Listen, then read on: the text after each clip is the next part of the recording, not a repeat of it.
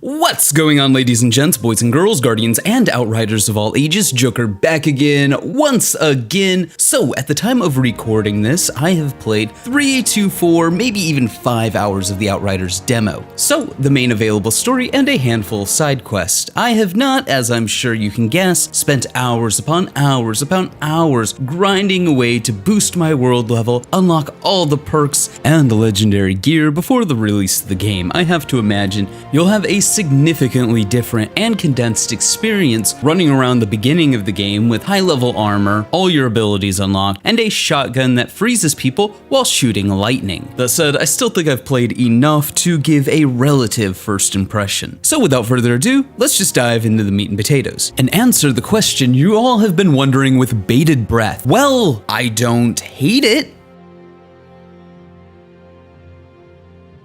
Okay, you guys probably want more of an explanation than that, so what do I mean? Outriders is 2 separate games cut into pieces and then stitched back together like some kind of Frankenstein's monster. On the micro level, you have the story mode, this sci-fi original movie generic schlock full of admittedly interesting concepts torn to shreds by bad dialogue, all over the place voice acting, poor execution, and what is at best an extremely questionable cinematic direction. How long you want to bet before we bury it all under concrete and plastic? Oh, come on. You can't still be that cynical. Just look at this valley.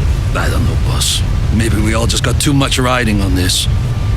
Yeah, it's painful. The game needs a seizure warning for its cinematic direction, not for any flashing lights. And that's saying a lot. So, Outriders story. Where do you even start? You are a guardian of the last safe wait, no.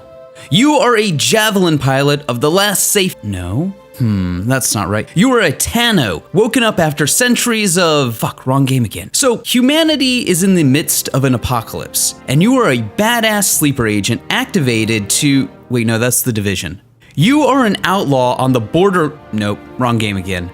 You are generic badass number 357, the chosenest of chosen ones who has ever been chosen. And you are tasked with defending the first and last and only safe city of humanity on Enoch. Except when you arrive on Enoch, there's no city, because of course there's not. That's not for another 30 years. First, you have to be infected by the light, I mean space magic, I mean anomaly, and then spend 30 years in cryo before waking up to a brave new world, full of war, starvation, pestilence, death, misery, inequality, and all the other horrible things humanity set forth to Enoch to escape on Earth. The more things change, the more they stay the same. And as we all know,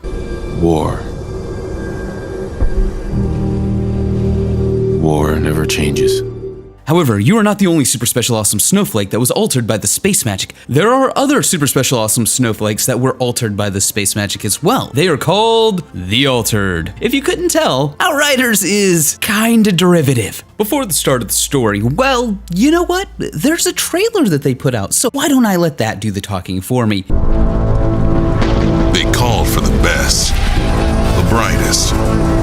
Shining heroes picked to restart civilization, half a galaxy away.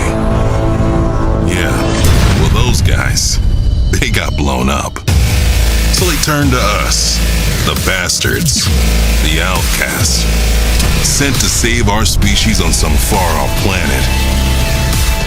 But this place had other plans. Most were killed. We were changed. Reborn as something more powerful. Weapons. So, this planet wants to destroy us? Good luck. With every kill, we're only growing stronger. This isn't salvation. This is survival. If that means getting some blood on our hands, so be it. And now you're on Enoch. But Enoch was not what you thought it would be, as moments after landing, you're hit by space magic, and shit goes tits up. And now it is up to you to unfuck the shit. Look, I'm not gonna sit here and tell you that the story is horrible, while the presentation does leave a lot to be desired. Seriously, can we remove the motion blur and the shaky cam? No one likes this. We never found a cure. The mountains are filled with abominations, and the anomaly storms get bigger every year. We don't have much time left. If we don't find a way out of this valley, if we don't find a miracle, this last shred of humanity is over. Shira! Oh, would you look at that? The story, at least as far as I can tell, is not as non-existent or bad or lazy as Destiny 1 Year 1, Destiny 2 Year 1, The Division. Basically, name any looter shooter, and you'll probably stumble upon a story that only got better after months, if not years of iteration. This one's coming out of the gate with a focus on the story, and you gotta give credit where credit is due, even if you're not a big fan of the presentation. That said, I do kind of think that Outriders looks at the failings of the narrative development in other looter shooters and is overcorrecting to the point of almost annoyance. And that's in the first 3 hours. Who knows how bad this will get by the end of it. I could completely change my mind on this whole aspect of the game when the full game is released. Speaking of aspects in games, that brings us with a nice segue to the other aspect of the game. You know, the actual game. The gameplay can be divided into two categories: an extremely well executed looter that doesn't wait to the end game to let you really start playing with the cool toys and perks that they have created.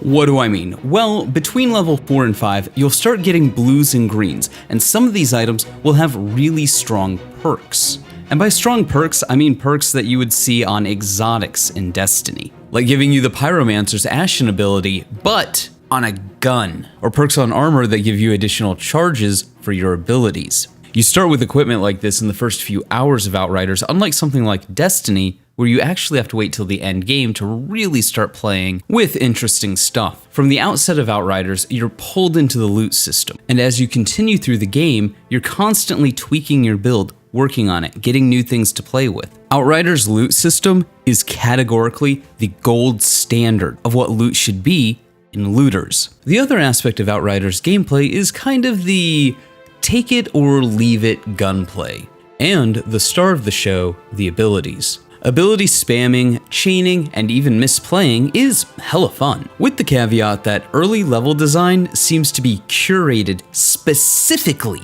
to annoy and piss the player off, because you're often besieging fortified positions where hordes of enemies are raining gunfire down upon you, and yeah, sure, you can take cover, but that only works so long, as the game is designed to punish you for doing just that. Outriders really wants you to play cooperatively and lead into the different combinations of abilities that can be strung together.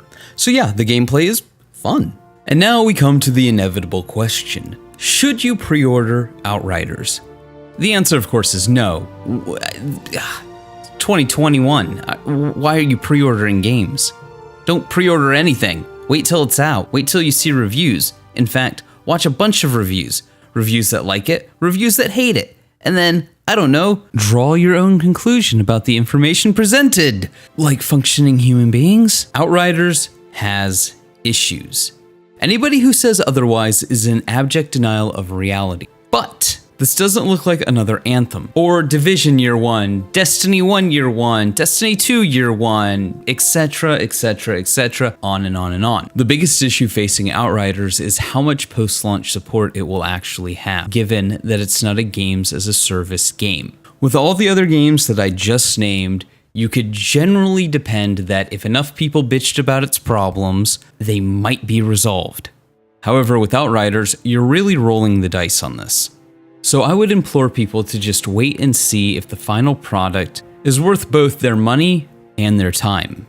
But hey, those are just my thoughts. Let me know yours in the comments below. Remember to like, but only if you did. Subscribe for more. Feel free to donate to my Patreon if you're feeling particularly generous. But above all else, stay frosty.